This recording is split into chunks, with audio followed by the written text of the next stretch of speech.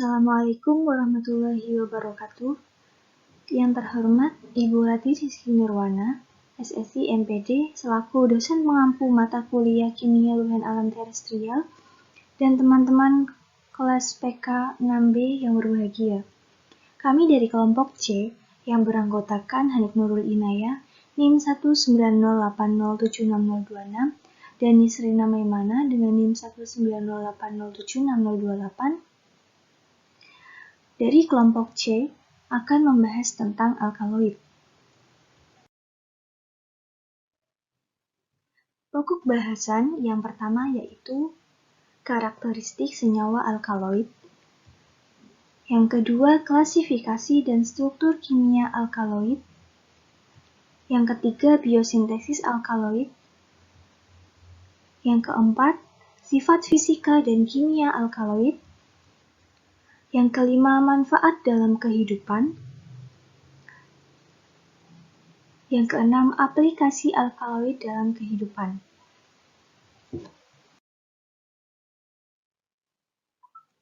Yang pertama, karakteristik senyawa alkaloid.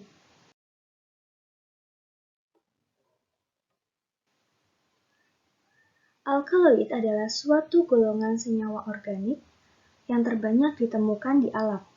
Hampir seluruh alkaloid berasal dari tumbuh-tumbuhan dan tersebar luas dalam berbagai jenis tumbuhan tingkat tinggi. Sebagian besar, alkaloid terdapat pada tumbuhan dikotil, sedangkan untuk tumbuhan monokotil dan Pteridophyta mengandung alkaloid dengan kadar yang sedikit. Istilah alkaloid berarti mirip alkali karena dianggap bersifat basa. Carl Friedrich Wilhelm Meissner, seorang apoteker dari Halle atau Jerman, menyebut berbagai senyawa yang diperoleh dari ekstraksi tumbuhan yang bersifat basa. Pada waktu itu sudah dikenal misalnya morfin, strychnina, dan solanina. Garam alkaloid dan alkaloid bebas biasanya berupa senyawa padat, berbentuk kristal, dan tidak berwarna.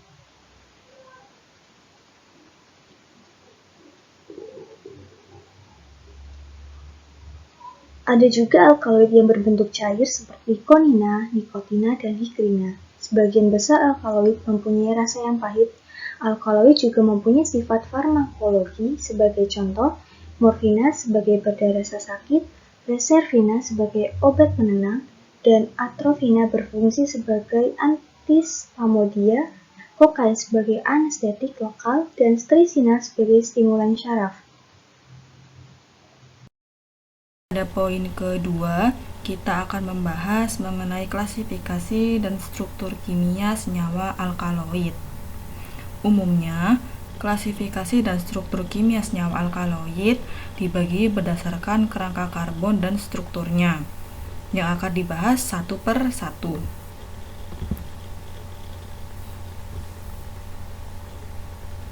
Nah, yang pertama, kita akan membahas klasifikasi dan struktur kimia berdasarkan kerangka karbonnya. Yang pertama, yaitu alkaloid sebenarnya atau true alkaloid, bersifat basa, kecuali kolkisina dan asam aristolokat.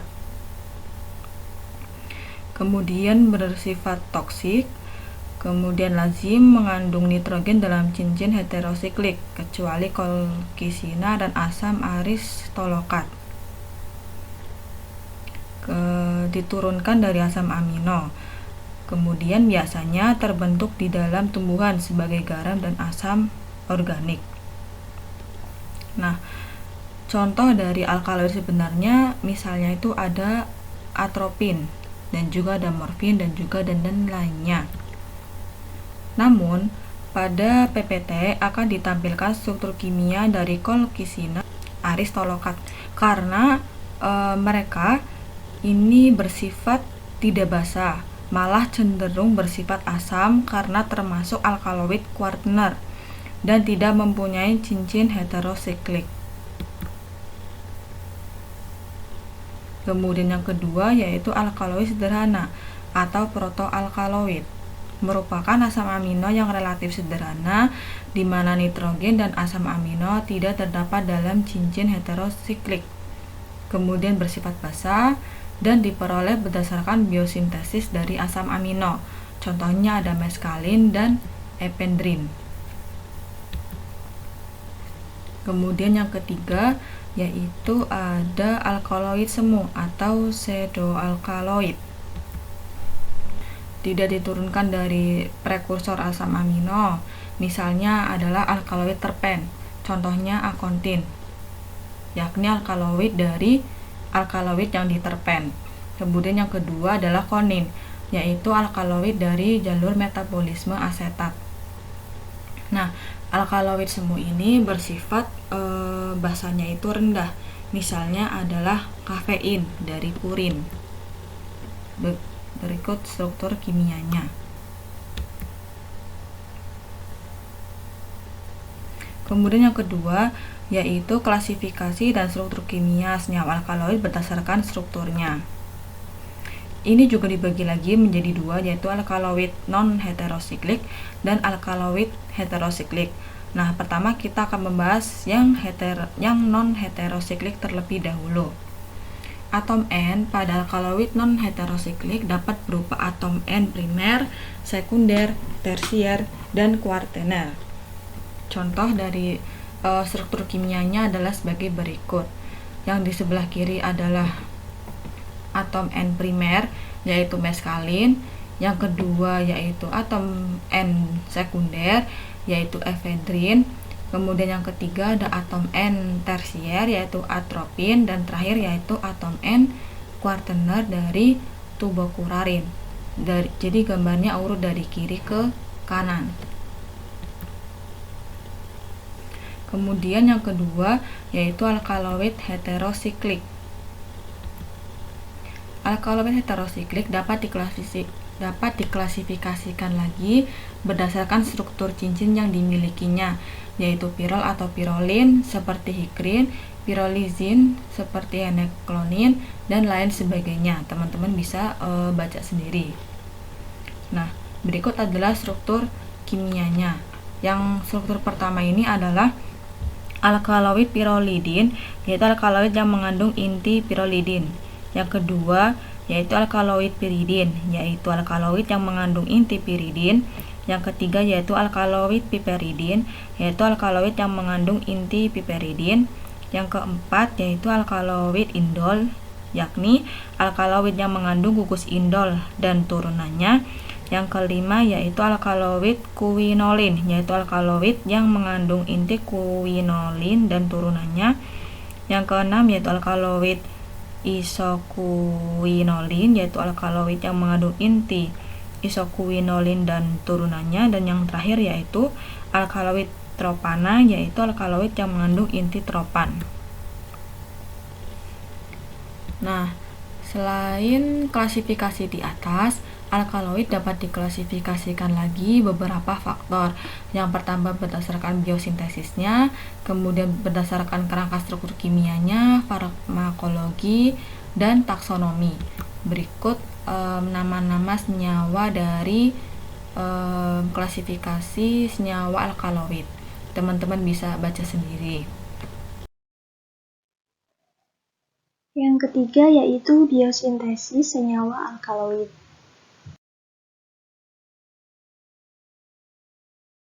Secara umum, biosintesis alkaloid itu dibagi menjadi dua. Yang pertama yaitu sintesis basa Schiff. Basa Schiff dapat diperoleh dengan mereaksikan amina dengan keton atau aldehid.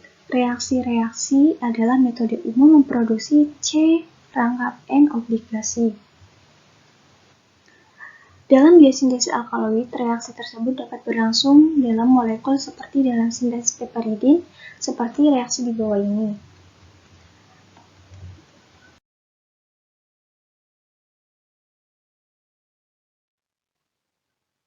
Nah, yang kedua yaitu reaksi manik. Alkaloid aromatik mempunyai satu unit struktur yaitu beta-aryletilamina. Alkaloid tertentu dari jenis 1-benzylisoquinolin seperti laudanosin mengandung 2 unit beta-aryletilamina yang saling berkondensasi. Kondensasi antara 2 unit beta-aryletilamina tidak lain adalah reaksi kondensasi manik. Menurut reaksi tersebut, suatu aldehid berkondensasi dengan suatu amina menghasilkan suatu ikatan karbon nitrogen dalam bentuk imina atau garam aminium, diikuti oleh serangan suatu atom karbon nukleofilik dapat berupa suatu enol atau fenol. Dari percobaan menunjukkan bahwa beta-ariletilamina berasal dari asam-asam aminofenilalanin dan tirosin yang dapat mengalami dekarboksilasi menghasilkan amina. Asam-asam aminom ini dapat menyingkirkan gugus amina atau mengalami deaminasi oksidatif diikuti oleh dekarboksilasi menghasilkan aldehid. Kedua hasil transformasi ini yaitu amina dan aldehid melakukan kondensasi manik. Kemudian selanjutnya yaitu biosintesis oleh prekursor senyawa alkaloid. Yang pertama, biosintesis alkaloid oleh tirosin. Tirosin dan fenilalanin adalah prekursor yang paling sering ditemukan dalam pembentukan alkaloid. Anggota kelompok ini mengandung beta-peniletilamin. Beberapa contoh dari turunan tersebut yaitu dopamin, epinefrin, meskalin, efedrin, kodein, morfin, dan lain-lain. Tirosin merupakan produk awal dari sebagian besar golongan alkaloid, salah satunya yaitu alkaloid isoquinolin. Produk pertama yang penting adalah dopamin, yang merupakan produk awal dari pembentukan senyawa berberin, papaverin, dan juga morfin. Yang kedua yaitu biosintesis alkaloid turunan ornitin. L-ornitin merupakan asam amino non-protein yang dibentuk dari L-arginin pada hewan dengan dikatalisis oleh enzim arginase dalam siklus urea, sedangkan pada tumbuhan asam amino ini dibentuk dari L-asam glutamat. Ornitin mengandung delta dan alfa asam amino dan menjadi sumber building block CN pada struktur alkaloid terutama pada piridin dan propan. Kemudian, yang ketiga biosintesis alkaloid turunan lisin. Lisin sebagian besar terlibat dalam biosintesis jenis piperidin, piridin, dan quinolizidin alkaloid. Lisin adalah homolog dari L-ornitin kecuali satu metilena tambahan yang menyediakan enzim piperidin 6 anggota C5N dalam alkaloid. Beberapa contoh yang terkenal dari kelas ini meliputi anaferin, sedamin, politrien, nikotin, dan lain-lain. Alkaloid yang diturunkan dari lisin terjadi pada famili tanaman Piperaceae, Crassulaceae, Fabaceae, Punicaceae, Apiaceae, Solanaceae, Lobeliaceae, dan Arasaceae. Yang keempat, biosintesis alkaloid turunan triptofan alkaloid indol. Triptofan adalah asam amino aromatik yang mengandung cincin indol dan merupakan prekursor biosintesis dari berbagai jenis alkaloid indol. Alkaloid sederhana yang terkenal yang termasuk triptamin dan turunannya yaitu melatonin, sumatriptan, elektripan, harmin, serta alkaloid kompleks seperti vinblastin, ajmalisin, serpentin, dan lain-lain. Nah, selanjutnya kita akan memasuki pembahasan mengenai sifat fisika dan kimia senyawa alkaloid.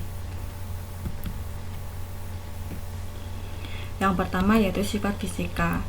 Jadi, umumnya alkaloid itu berbentuk kristal atau padatan dengan titik lebur yang jelas. Nah, contohnya itu seperti kokain yang memiliki titik lebur 98 derajat Celcius, yang merupakan jenis alkaloid yang ditemukan pada tanaman Eftrosilum coca. Ada juga beberapa golongan alkaloid yang memiliki bentuk tidak teratur atau amorf, dan ada juga yang berupa cairan seperti nikotin dan konin. Nah, kebanyakan senyawa alkaloid yang lain itu tidak berwarna. Namun, ada senyawa alkaloid yang kompleks yang memiliki warna seperti spesies aromatik. Contohnya yaitu berberin yang berwarna kuning.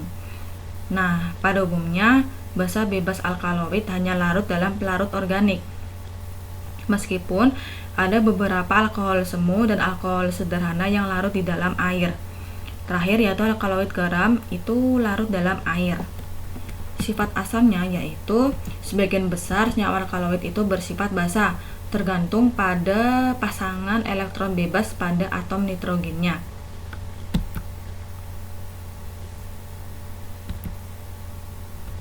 Nah, berikut adalah keempat struktur yang dijelaskan tadi. Nikotin dan konina itu adalah golongan alkaloid yang bentuknya tidak teratur atau amorf, dan juga ada yang berupa cairan kental. Kalau berberina ini adalah senyawa alkaloid yang berwarna kuning, merupakan spesies yang aromatik. Begitu pula dengan betanina yang berwarna merah. Nah, sifat fisikanya juga sama, tadi sudah dijelaskan, berbentuk kristal atau padatan, amorf atau liquid atau cairan, tidak berwarna. Kemudian bentuk garam itu larut dalam air, dan bentuk basa larut itu dalam pelarut organik.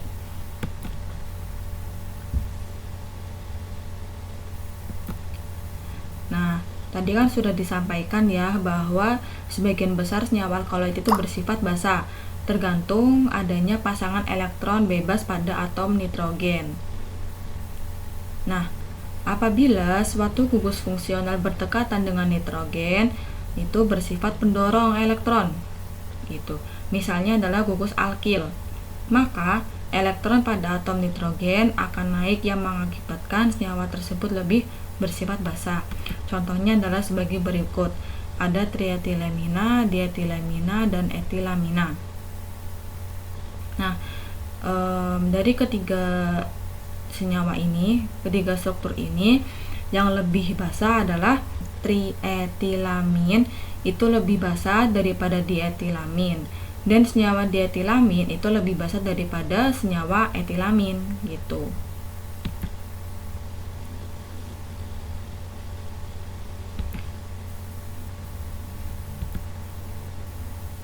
Nah, jika gugus fungsional yang berdekatan dengan nitrogen itu bersifat melepaskan elektron, misalnya adalah gugus akil, seperti yang tadi ya sudah dijelaskan, maka ketersediaan elektron pada nitrogen akan naik dan senyawa lebih bersifat basa. Jika gugus fungsional yang berdekatan bersifat menarik elektron, misalnya gugus karbonil, maka ketersediaan pasangan elektron berkurang, dan pengaruh yang ditimbulkan alkaloid juga bersifat netral atau sedikit asam. Nah, sifat kebasahan alkaloid itu menyebabkan senyawa ini mudah mengalami dekomposisi, terutama pada saat panas dan sinar dengan adanya oksigen. Hasil reaksi itu akan berupa N-oksida. Dekomposisi senyawa alkaloid selama atau setelah isolasi dapat menimbulkan berbagai persoalan jika penyimpanan dalam waktu yang cukup lama. Proses pembentukan garam dengan senyawa organik seperti tartat atau sitrat, atau anorganik seperti asam hidroklorida atau sulfat, sering mencegah dekomposisi. Yang kelima yaitu manfaat senyawa alkaloid dalam kehidupan. Berikut adalah senyawa alkaloid dan aktivitas biologisnya. Yang pertama ada nikotin sebagai stimulan pada syaraf otonom, kemudian morfin sebagai analgesik, kodein sebagai analgesik dan obat batuk, atropin obat tetes mata, skopolamin sebagai sedatif menjelang operasi, kokain sebagai analgesik, piperin sebagai antivedan atau bioinsektisida, kemudian quinin sebagai obat malaria, vincristin sebagai obat kanker, ergotamin sebagai analgesik pada migrain, reserpin sebagai pengobatan simptomatis disfungsi ereksi, kemudian mitraginin sebagai analgesik dan antitusif, vinbastin sebagai antineoplastik dan obat kanker, dan saponin sebagai antibakteri. Nah, selanjutnya kita akan membahas mengenai aplikasi senyawa alkaloid dalam kehidupan yang terkumpul menjadi 3 aplikasi. Nah, mari kita bahas satu per satu. Yang pertama yaitu efektivitas ekstraksi alkaloid dan serol daun katuk terhadap produksi ASI. Nah, Soraya Rahmanisa dan Tara Aulinova telah melakukan penelitian pada tahun 2016 yang bertujuan untuk mengetahui efektivitas ekstraksi alkaloid dan sterol pada daun katuk terhadap produksi ASI. Nah, hasil penelitian menyatakan bahwa pemberian ekstrak daun katuk pada ibu menyusui dapat mempengaruhi peningkatan produksi ASI. Adanya kandungan alkaloid dan sterol yang terdapat di dalam ekstrak daun katuk itulah yang dapat mempengaruhi peningkatan produksi ASI. Pemberian daun katuk ini juga lebih efektif dalam bentuk ekstrak dibandingkan dengan pemberian lainnya seperti dalam bentuk lalapan rebus, campuran sayur, dan campuran nasi tim.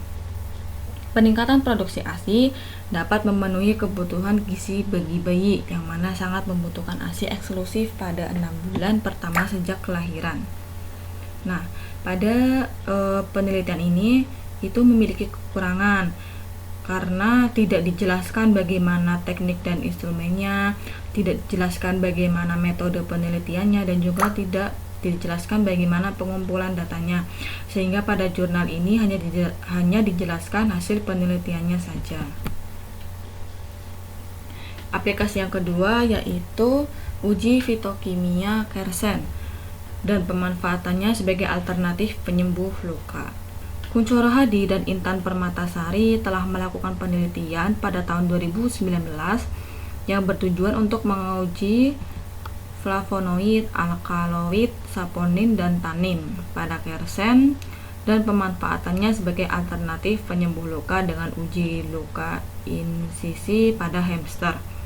Nah, jadi dilakukan dengan 5 uji. Uji flavonoid, uji alkaloid, uji saponin, uji tanin, dan terakhir uji luka insisi pada hamster. Nah, teman-teman bisa baca sendiri bagaimana metode penelitiannya di makalah. Nah, hasil penelitian menyatakan bahwa melalui uji fitokimia, daun dan buah kersen mengandung kandungan senyawa kimia alkaloid, flavonoid, saponin, dan tanin. Sedangkan buah kersen mengandung senyawa kimia flavonoid dan tanin saja. Serta luka yang diberi lumatan daun dan buah kersen sekaligus dapat membuat luka lebih cepat sembuh dibandingkan dengan luka yang hanya diberikan lumatan daun atau buah kersen saja. Nah, aplikasi yang ketiga yaitu pestisida alami alkaloid dengan ekstrak kecubung, pasti manjur dan aman. Niken Budi Susilawati dan kawan-kawannya telah melakukan penelitian pada tahun 2015 yang bertujuan untuk mengetahui bahan aktif dari kecubung sebagai alternatif pemberantas hama lalat tanaman sayur, khususnya tanaman kentang. Dengan mengekstraksi bahan aktif dari kecubung, melakukan cara-cara atau langkah ekstraksi bahan aktif biji kecubung, menemukan kadar yang dibutuhkan dalam pengaplikasian biopestisida biji kecubung, mengetahui kandungan aktif biji kecubung pada biopestisida, mengetahui cara mengaplikasikan biopestisida biji kecubung, dan menemukan besar potensi biopestisida biji kecubung untuk membunuh hama lalat yang menyerang tanaman kentang di kawasan Dieng. Nah, hasil penelitian menyatakan bahwa ditemukan kandungan aktif alkaloid dari ekstrak biji kecubung dan dosis pestisida ekstrak kecubung sebesar 1 mil atau 1 mil per 5 mil dengan konsentrasi dianggap sebesar 100% yang menunjukkan belum poten atau belum bernilai. Demikian hasil diskusi dari kami mengenai alkaloid. Jika ada yang ingin memberikan kritik dan saran serta pertanyaan, bisa disampaikan. Terima kasih atas perhatiannya. Minal aizin wal faizin, mohon maaf lahir dan batin. Selamat Hari Raya Idul Fitri 1443 Hijriah. Selamat berlibur dan selamat berkumpul dengan keluarga di kampung halaman. Wassalamualaikum warahmatullahi wabarakatuh.